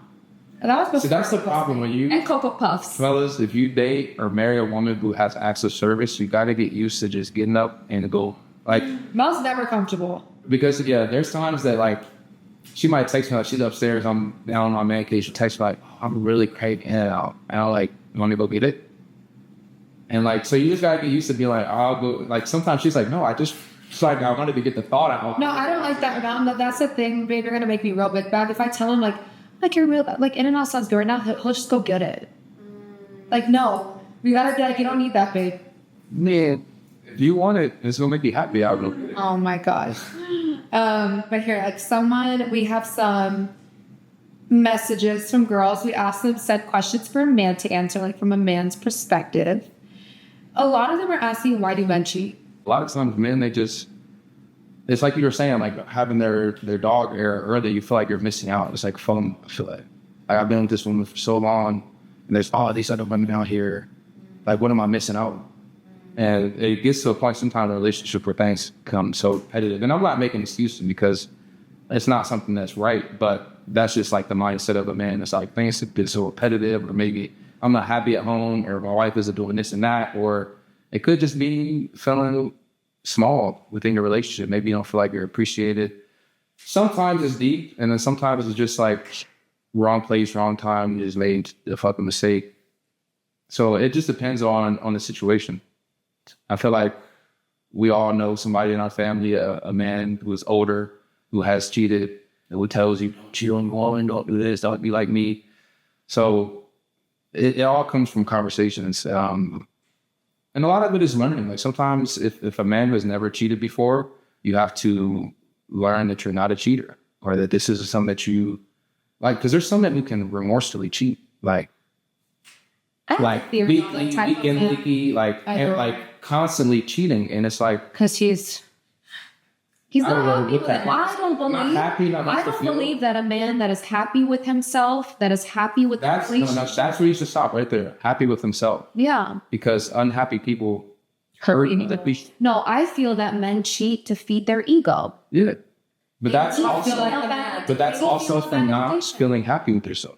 Not feeling happy with yourself, not feeling secure. I think a man that lacks purpose cheats. But it doesn't always have to be about even your partner, because sometimes No, your partner, cheating has nothing to do. yeah, your partner could be completely exempt in your mind of cheating. It's just like you said, you're not happy with yourself. You're not happy with the person that you look in the mirror with, and you feel like, if I sleep with this person, it'll make me feel macho. I feel like I'm a man, and you don't really Losers cheat. sometimes you don't think about the repercussions, or you're hurting and this and that. Just want to feed your ego. You just want to feed your ego so that you can go home like, I'm the man. Listen, there's a stigma that all men cheat. All men don't cheat. Like, I know men up here that are faithful, amazing, great men. So I don't want to hear anything about all men cheat. I feel that men that are unhappy within themselves cheat. They lack purpose, they cheat. They need to feed their ego, so they cheat. Like when he has an amazing, great woman by his side, he almost feels like belittled. But sometimes it could also be the opposite, where it's too much power. With athletes and celebrities, They're not in love. Yeah, I think They're not. Listen, a lot of people are in lust and they think they're in love. So you think athletes like don't cheat? Athletes do cheat, but they're not in love with their partner. They're in lust with their partner. They're in love with what they do. They're in love with what she looks like. They're in love with the comfort that she brings. They love like what she might do for him, but they're not in love. I'm telling you, a man told me what in love is, and it changed my perception of love. What's that? Like, in love is like soul. Like, you literally love this person. Like, you would take a bullet in your head for this person at any moment in time. Like, no, like, all you see is this person. All you crave is this person. Your soul is connected. But a lot of people are just in lust. Like, because I'll say from a man's perspective, to be that in love with a woman, you have to be almost equally that in love with yourself. yes, you have to be And happy. if you're not happy with yourself, you're never going to be able to love a woman, man, child, mother, sister, cousin as much as you think you do, until you love yourself. You have to love what you're yourself. looking at in the mirror. So like if you love yourself, you feel that you're worthy for that person. Don't you think that? I mean, you're worthy, yes, but Do you it's not even so feel worth worthy enough? It's not. They're sabotaging because they know they're not good enough for her. I mean, maybe in some cases, but I think it's more so just like, again, it's like, for men, sex is like trophies. So when you feel like you've accomplished something as men, when we're having sex, whether it's with your partner or whether it's Yeah, that's because you're cheating or not whatever the accomplishing case your may be. goals, baby. Exactly, but That's because you have no purpose. Because you don't love yourself. When you love what you do and you love yourself, you find those accomplishments in other places. Yeah. You find it in your work, or accomplishing things with your kids, or like the gym for me, for example. Yeah. So like you find different ways to feel that level of accomplishment, and that's when you reach a different level of maturity, because most of the time cheating comes from being immature, Yeah. because you feel like, What about these grown men that are still cheating? They're not happy with themselves. They're not happy with be 50 years old and being Listen, I know a lot of athletes that like they had a great career and then all of a sudden their career is over. That's when they tend to cheat, because they're like, oh my God, my career is done. And they start having midlife crises. feel like they're accomplishing something. Yeah. But you know that as men, when you tell me about like accomplishing goals, Oh yeah, we talked fast about because that's how men, that's how they give off. That's how we get the energy and the things like that, is from accomplishing goals. Yeah. And so that's why we're so driven to like do certain things, or if a woman gives you a goal or something to achieve, you feel so much more driven. And I feel like a lot of times, again, I think the biggest reason to answer why men cheat is just lack of confidence. Yeah. Either that or, again, If a man is not satisfied with himself, no woman on this earth will satisfy him. He could have the greatest good-looking woman on this planet Earth, and he still won't be satisfied because there's something within himself that's not satisfied. That's what to me, if a man cheats, he's a loser. Like, he's just, you need to go do self-work. Like, it really kills me when women blame themselves for a man cheating on them. It has nothing to do with you. Yeah. He would cheat on any woman that was with him. It doesn't matter if it's Beyonce, and it doesn't matter if it's Sally Sue down the street. Yeah, and probably he was it's not a thing about who you are as a woman. So I know you got that question a lot. It's not about who you are as a woman. It's not about what you do for him. It's not about what you're doing in the bedroom. You could be throwing it back, gawk, Haptua 3000. And a man could still want other stuff because he's not happy with himself. Yeah. Until a man is happy with himself, he's happy to what he comes home to. He's happy to what he deals with. And there's just a lot of things that can kind of be surpassed or overlooked when you have that happiness within yourself as a man, where you feel confident. You don't need validation from another woman to make you feel confident. I've actually heard from a guy, like, it's not even about the woman. It's like the chase of getting her. It's not really even about the sex itself. Sometimes when you date so long, you forget that you are two people, like two individuals, and things just become so routine, and you don't, especially in relationship with men after a long time. So confidence can be a reason men cheat. But another reason, a softer reason I think men cheat, is because they don't feel as appreciated in their home. Because a lot of women, they'll get married, yes, they'll be with a man for a long time. They don't give him compliments. They don't tell him he smells good. They don't tell him he looks good. And it might come off as feminine energy. But men also want to hear those things. They want to know that they're sexy to their woman. So if I'm not hearing those things from Naz, she's not telling me I'm sexy, she's not telling me I smell good, then I go to the gym and all these women are looking me up and down and doing this and that, it will kind of change your mindset. That you're like, okay, well, all these women think I'm sexy as hell at the gym. My wife hasn't told me I'm even cute in 3 weeks. Jasmine hates giving compliments to it. Words of affirmation for a man kills me. Like, it reminds me of a little girl. Sometimes it doesn't have to be like, oh, well, you look so sexy, dude. But like, just be like, I appreciate what you did today. No, I'm very good at that. No, I'm not even talking about you, but I'm just saying, like, a lot of men, they don't get that because social media has taught a lot of women that these type of things are to be expected. Whether they're expected or not, your kids are expected to be good kids. You still tell them, you did a good job today. You've been a good boy. You know what I mean? We're expected to do a lot of things, but there's people who don't do those things. And so if a man is doing those things, they also want the acknowledgement that they have been doing those things, or else the slightest attention from another person. I think it depends on how the man receives love. Is its love language is words of affirmation? Like, is your love language words of affirmation? I think everybody has all 5 love languages. Yeah. Like, if you date a man, you can say your love language is gifts, but if he doesn't tell you when you get all dressed up and do your makeup and you're ready to go out, if he don't be like, oh my God. My love language for a man and like friends and family is completely different. Like, I like to feel love differently from different. With different people, you have like a prominent love. Yeah. We all experience all 5. Yeah. But I think there's one that like stands out for people. I think my main is just quality time. Like, if me and Naz don't even have to be like interacting with each other. If we're just sitting on the couch together, she could be on her phone, I might be watching a movie. That's still for me. Really? Like, I love quality time. I like us doing stuff together, going places together. Yeah. That's my favorite with Naz. For my kids, I love physical touch. Like, I'm gonna cuddle them, I'm gonna kiss them. See, for me, like, quality time, like, I loved it, but like, I've been in long distance and I never felt like a lack of love just because I didn't see them often. But you were FaceTime. That's quality time. He's taking time out of his day to sit there on the phone with you for an hour, 2 hours, whatever. Yeah. So it's still all the same, but it just depends on who you're with. Yeah. Yeah. Harris.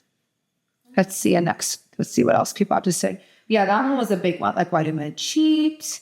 Boozers cheat and nobody can change my mind. Thank you. Let's see.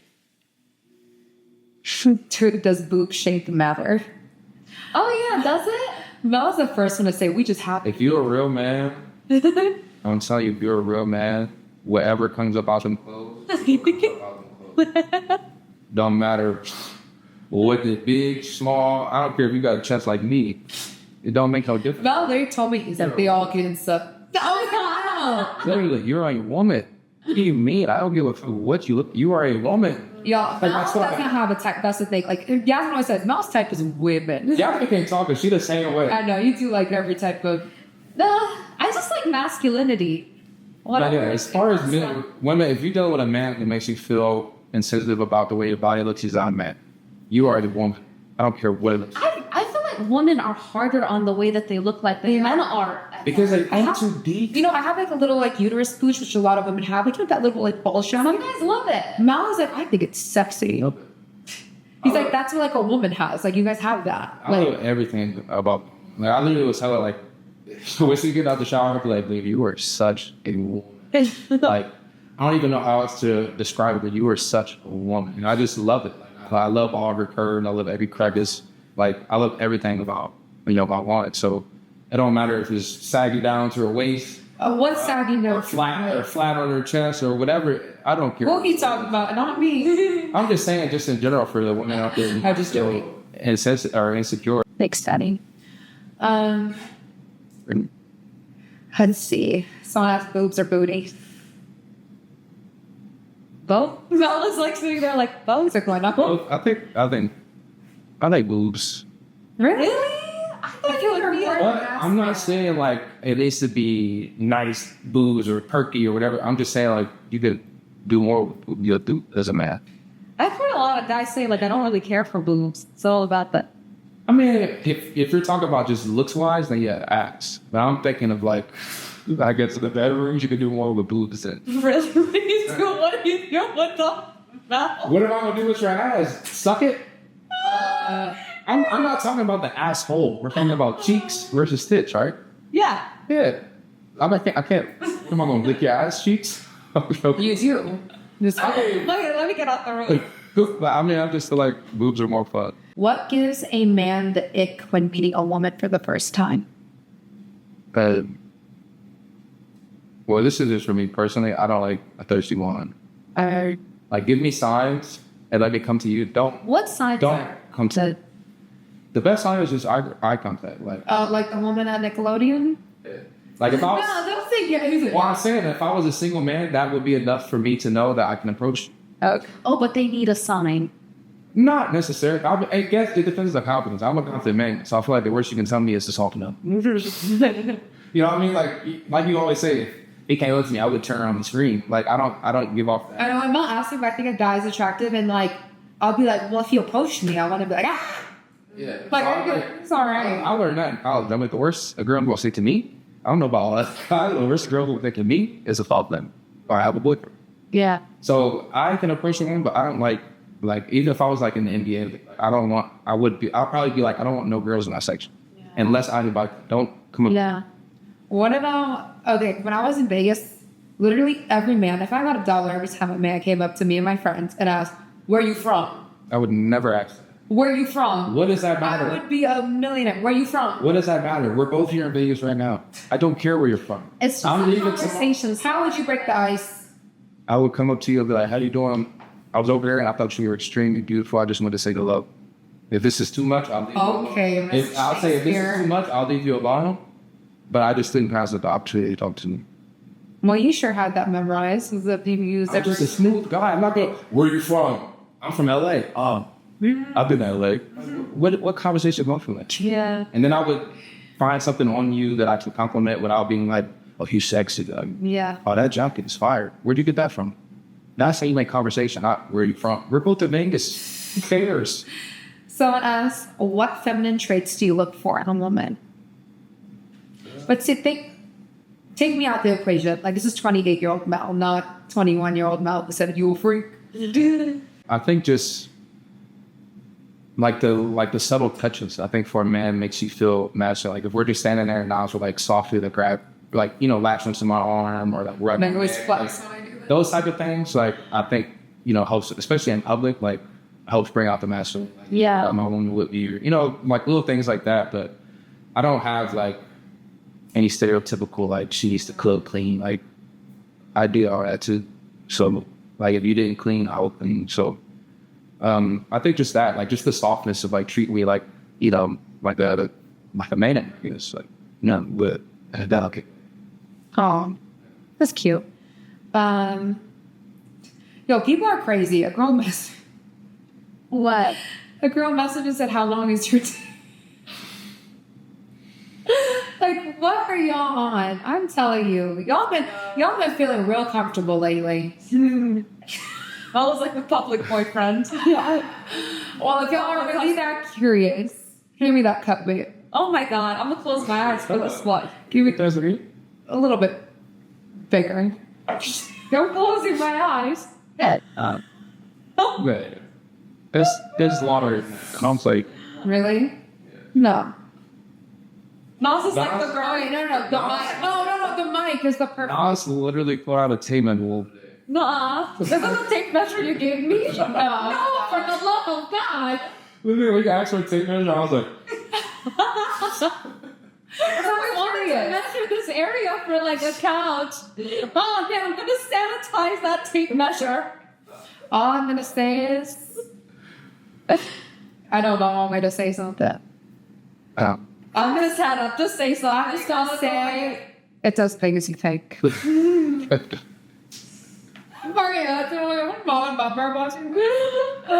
my god. you got 3 kids. Babe, I blushed. It's funny. I don't know how you got along with like your sister-in-law and stuff, but we don't be talking like nasty, but yeah, I was good like this. Only her stories. Yeah, I know. Anytime my stories come up, Bella's like, "Let me hear something." Those the ears are peeled. Oh, that's one thing about Bella. He loves the tea. He does love the tea. I'm trying to pick another one. Dude, when I was on the phone with y'all, something like floating back and forth to the bathroom, like, what's up? She's getting a study you. I just put her mouth. What is it? Would you consider messaging girls that they're gorgeous / beautiful count as cheating? Yeah. 100%. Gorgeous and beautiful. Yeah. Yeah. I mean, is it no? I mean, not. No, it is. I guess not technically in the term of cheating, but like, it's not acceptable. I don't like the misconception that cheating is just like the like the, like there's all types of cheating. No, yeah. I think you're making a woman feel special. That's not your partner. Like that's kind of Yeah. You're making another woman think she has a chance, and that to me is cheating. yeah. Honestly, a lot of men need to have like classes on social media etiquette Yeah. because there's a lot of stuff that is just done incorrectly. Yeah. I mean, honestly. No, I agree. Yeah. Somebody asked, "Do you be staring at the booty? The what? You be staring at the booty hole in doggy?" This girl said that she's embarrassed. Well, up again, if your man is a real man, he is going to love your body. I don't care if there's hair from the tutor to the tutor. I am going to love my woman's body. I don't care. Like, yes, I look. Yes. And you're like, "What you see?" Yes. But it depends on how free you are. Maybe I'm not the spreading cheeks like. Maybe he's not looking. But It's exposing me a little too much. hey, people gonna be like, we need Mel back. After it's like, bring Mel, part two. Okay. Someone, do you see anything you like? What attracts you to a woman? I think we talked about. Attracts him to a woman? Someone says, "What's something you wish you could endure for your wife / girlfriend?" To be a break. And Amala said every day, like I would have taken it on. She's always, I can't reach a baby. I'm like, No, I like it because I if we could have went to the doctor and showed who got pregnant, I would have been pregnant. But men are such baby. Men Mel's had a baby. Oh, I say, don't play me. When Mel's sick, you don't get dying. Bro, when I'm sick, I don't want nobody. I'm more annoying than Ellie. Yeah. I'm trying to act as normal as possible when I'm sick because such baby. I think your brain believes. And Amel's very much like. And I always tell her, I'm like, stop laying in the bed. You're sick. Get up. You're telling your brain like I'm the same way. I'm dead. No, get up. Like I'm sick. I'm still going to the gym. Unless it's something contagious, I'm still gonna be at the gym. As we were in the Bahamas, our feet were burning because we're walking barefoot. And me and Kate were like, "Ow." I was like, it's in here. Yeah, I was like, my brain It's in is here. stronger than the heat. Yeah, It's he's stronger. like, this ain't hot. And I this was like, is people here. literally walk on hot rocks at like the spa. I'm like, don't be a salt. My brain is stronger than anything. I know. Sounds like a drill sergeant. Someone asked, would you rather come home to your woman looking pretty, house clean, or fresh dinner? I'm all looking pretty. Every man says that. Is it pretty and house clean? No, you have to pick one. Pretty, house clean, or dinner? Yes. I'm with the pretty. I can clean the house. I can cook dinner. I'm telling you, that's the answer of all men. Most men. All of them say they'd rather their wife be pretty and like happy and relaxed. Because men just want feminine energy, like happy, like they want to come home and see their woman glowing and they're just like relief with stress, you know? Yeah, that's Like it. food, they can go get food. Like, don't get me wrong, a meal made by someone you love hits completely different. But if you want, you have to choose one of the three. I think a man would. And it's all about one thing I want to say for this podcast and over for the men out there watching, and for the women, so you could tell your man, foreplay is not where y'all in the bedroom kissing. That's not foreplay for a woman. That's foreplay for a man. That's how you get, Yeah. you get the stiff. But for a woman, foreplay starts from the second y'all wake up. How you make her feel, how easy you make her life, the things that you say to her, how you treat her, what you do around the house, eliminating tasks from her list. That's just going to get you in the bedroom and in the night, rather than, trying to kiss all on her all day and touching like, no. If That was my problem. I know if I want Nas to be in the mood at the end of the night, I'm going to clean the house. I'm going to make sure that I put all the kids to sleep myself. Tell her, you go relax, you get yourself ready for bed, so that she's mentally in the space, because women don't have that go like men. We can just, wake up and I might like be in the mood sometimes, but she is, I just go. Women aren't like that. You got to get them in the mood prior to. You got to preheat the oven. Yeah, you got to get them in the mood before you get to the bedroom, so that they're relaxed, they're at peace, and they're ready to give you themselves. I remember that was a big issue for us. I feel like early on in our marriage, it's like I wouldn't want to be intimate, and like you would get frustrated with me. And it's like we both didn't realize it was like because I felt like you aren't doing enough. As a man, that's the most masculine thing you can do, is have your woman admire you. You want your woman to go out to dinner with her girls and talk only good things about you. You know what I mean? Like not just sit there. Someone might sit there and not say nothing. I'm not talking about my man. No, you want them to want to go there, be around their friends, and brag about you. Brag about the things you do, the things that you provide, or this and that. That's what's going to get you in the bedroom. Like, I literally tweeted it. I'm like, the more you can unload from her life and schedule, the quicker you can unload yourself. Oh my God, babe. Like, No, it's true. I mean, it is. It really is for women. And yeah, and I just think like a lot of men don't realize that. Like they'll be like, my wife hasn't initiated with me or wanted to sleep with me. She's just and it's like, I'm like, bro, she cooked dinner, washed the dishes, put the kids to sleep. Where's the energy to have sex? I know. Because they think that women are like men. Like men can go. Women are Stress relief. Sex is their stress relief. It's not for for some women it is, but for the most part, for women, it's not our stress relief. It's our way to like show our man that like we appreciate that. That's like our way of being. And the thing is, when you're doing what you're supposed to do as a man, your woman is going to do what men do. Sometimes you might not be in the mood, but you're still going to do it because right now your wife is in the mood. So when you're doing what you're supposed to do as a man, your wife is going to give in more, but she might not be in the mood because you just did all this and that for her all day long, or you've been working hard. It's like our thing. Exactly. And that's what I had to learn. It took me a while to be like, okay, well, what can I do to get her more in the mood? And that's what it is. You have to unload her hardships and her stresses. And once you can do that, she'll admire you more and she'll want to, do all. Yeah. Yeah. That's about all the questions, honestly. I feel like we covered. I think we talked a lot. I know. I think this is almost 2 hours. This is probably one of our longest episodes. Yeah. I feel like the ones with guests will probably be longer just because, more interaction with the other person. And like hearing somebody else's views. Yeah. Someone said, what do you think of a single mom? I think a lot of single moms do feel insecure about that. Like, I mean, I don't think it's nothing to feel insecure about it because again, at the end of the day, men are going to love women. So there's going to be a man out there that's going to love you and love the hell out of your kids the same way that you would want the actual father to if he's not in their lives or if he's not actually loving the kids. But at the same time, it is hard.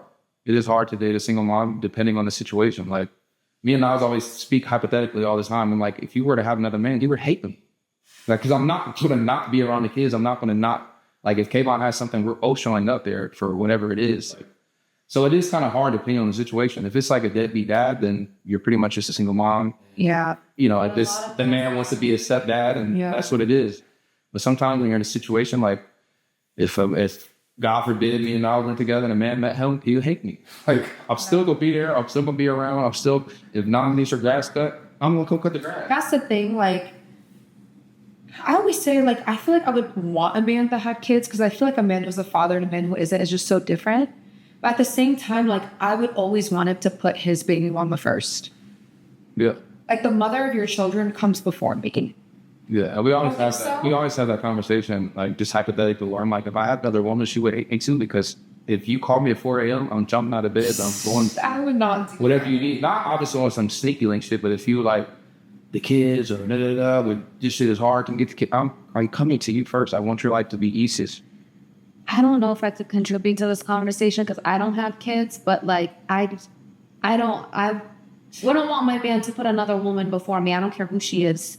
No, I wouldn't either. That's why I'm like, that's why it would be hard if he's a good dad. He can put his kids. Yeah. Put his kids. Like that's I can see that. If his baby mama's in the hospital, I think he should be at her bedside. Okay, hospital is like. It depends on how. I'm not gonna be at a date with my man and his baby mama calling. Like, that's not gonna like happen. I will look on the store, and if my fake account, I'll be like, oh, yeah, it's in account. Okay. Hey, babe, Kayvon needs Tylenol. You know, my eyes, I'll be at the restaurant. Yeah, you see, for me, like, I don't know. I don't think I can contribute, but I don't think I would be with, I will never say never. I don't know what will happen in the future, but I don't think I could be with a man that has kids, not until I have kids on my own. No, I feel Like, if I had kids on my own, he had kids on his own, and we're both divorced, okay, but me, like, not having even one kid of my own, and then dealing with a man with a kid, like having to deal with a kid and a baby mama, that would be too much. See, I wouldn't even want to date someone without a kid because I would hate them sailing daylight. Like, as if my child is a burden. That's why I'm like, I would rather. They're not a burden, but it's like, I don't know. That's no, I get it. Personally, me speaking, I don't, whoever asks that question, I don't want to make you feel bad, but it's just me speaking as no, you know, as men in general. I would not be able to date a woman with STD. And I have kids myself. Oh, you couldn't even right now? You couldn't? Really? Why? Because kids are not easy. Listen, I think it's a personal preference. I know a man. I actually have a friend that her parents got divorced, and then when she was really, really young, a man came on and married her mother. And it's 4 daughters, and he literally took on the 4 daughters as her own. And even now, she's like, when I think of a father figure, even though he's not my biological dad, that's who I see as my father. So that man didn't.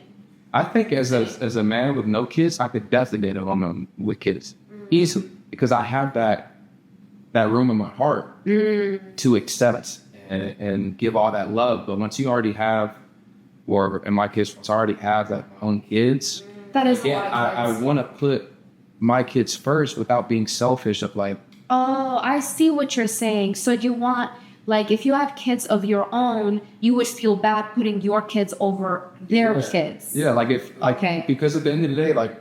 That is, like, for example, we have 3. If you got a woman who has 3 or 4 kids, like, that's like 6, 7 kids. Where are we gonna put all? Where are we gonna put them? It's just like it just. I don't know. I always will feel like if I were in a new relationship or with somebody, I would want to create our family ourselves. Yeah. And I know blended families are beautiful, and it works out. And there's incredible men who step up and be incredible stepfathers. And I'm not taking that away from anybody. I just think I would be the best stepfather I could be if I did have my own kids. I get what you're saying. Like, you're prioritizing, like. Yeah, because then it would be like, these are my kids. You know, I'm accepting. You know, these are my kids, especially if you get with the woman and the kids young.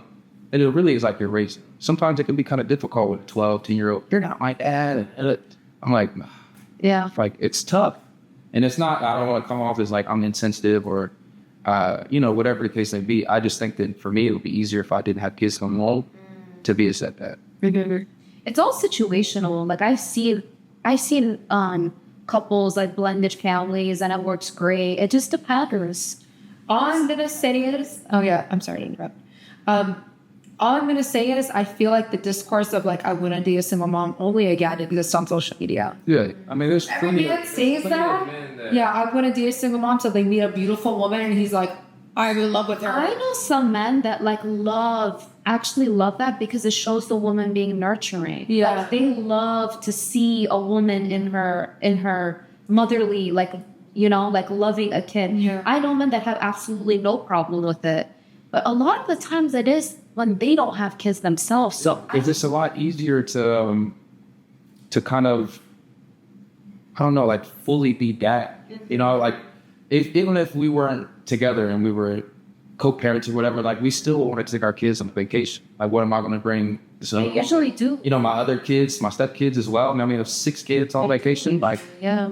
It'd be like a Brady Bunch. And or like I can't be with like, I where's can't the be mom? Like, hey, me and my ex-wife want to take the kids to Disneyland for their birthday. Like, I was like, I know, what are you gonna say that to? That would be a problem. I would be like, so I'm coming as well. But these, but that's fine. But I don't know. Maybe I'm just weird. I wouldn't want us to be that blended. Like, is that just weird? saying. Is that weird to say though? Like, I wouldn't want my ex-wife and my new woman like chatting it up. And That's the Scorpio in you, yes. Because I would want to be your friend. I wouldn't want to step open. I mean, I would love for y'all to be cool. Like, hey, can you go pick up No, the we're kids? gonna go to Pilates and get our nails done. But usually in those situations, like the ex-wife is totally over the guy is totally over the ex-wife, and it's just like a new chapter started, you know? In that case, it'll be the. Like, I think Melon decided he's like, I'll never get over it unless it's so. I'm looking at this. I just want all women. Like, I don't know. I just want all the have to. Yeah. I mean, we're speaking hypothetical. I know. I'm just saying. Like, I don't. It's hard for me to even think that far because obviously, if I'm put in that position, things would be different. I'm to my own home. I'm a great dad, so I feel like in any position I would still be that. But just with the question at hand, like that's my answer. I think it would be easier if I did that. I think we should wrap up this episode because I think Yeah. 2 hours, 2 hours and 6 minutes. It's a long episode, y'all. So fun. This was fun. No, how does it feel? I like having guests. Me too. It was our first guest. Yeah, I like it. I know. Yeah. I was like nervous, like how would it flow? You know what I'm saying? Would we be talking over each other? It's like, it's good. How do you feel about like our first ever, what my sis said, podcast guest? It was fun. It was nice being on this side of the end. I know. I could hear in your voice you're a little nervous at the beginning. I wasn't nervous. You have a certain way you talk, but I was trying to let y'all control the talking. You know, something I like to talk to. believe it or not, mine might be. My hands are super clammy. How does y'all hands don't sweat? Feel my hands. Oh my god. Your hand is like, They both have dry hands. My hands are like clammy. wow. Is it because you're nervous or something? No, I have sweaty hands. That's crazy. Another one of my flaws. You don't have flaws, no. It's fine. Thank you. You guys both like the cute hands. Oh no. Thank you. Desmond has tiny hands. Yasmin's hands are like so delicate. Like I feel like I could like literally snap your fingers up because they're so. Dude, it was the funniest thing when Bubba was trying to teach me volleyball, and Bubba has the thickest fingers, and he's like, Dad, just hit the ball. My fingers would snap back. You took the ball. Wait, how is Baba teaching you volleyball? No, like this, Daddy. That man they never served the ball in his life. How was he teaching? He was actually good at it. I'm like, Bubba, I can't do that with my fingers. Also, I noticed when I was trying to play piano, not keyboard, piano, like my fingers were too, like I couldn't. Oh, that's the best. Yeah. You have to strengthen the muscles. He toothed him, did not. He touched the animal. Oh my god. I know. Now I feel that because like this finger isn't very strong. I know. This one is, Like if you think about it, like try to isolate your finger. For you. No, literally do it now with your fingers, babe. Yeah. That looks familiar. To you. What are we even talking about right now? Oh, now we're gonna end today's episode before Yasmin goes and throws up in the. Yeah. Really? But I don't know what we're talking about. No. We could leave him on a cliffhanger, y'all. I'm already seeing you. Oh my god. I appreciate you guys for having me on. This was a lot of fun. I'll go take my seat back behind the camera. So, I appreciate it. I think after this episode, people are like, bring milk, bring milk. Mel has been on a podcast before. I was going to say, this is your first ever podcast. No. He was on your nieces. Oh, yeah. If you guys want to see me back on maybe season 3 or season 2, let me know. Yeah, guys, we love you all so much. And we'll see you again for our next episode. Let us know who else you guys want to see on the podcast. Yeah, drop some comments. Love you guys. Bye, guys. Bye.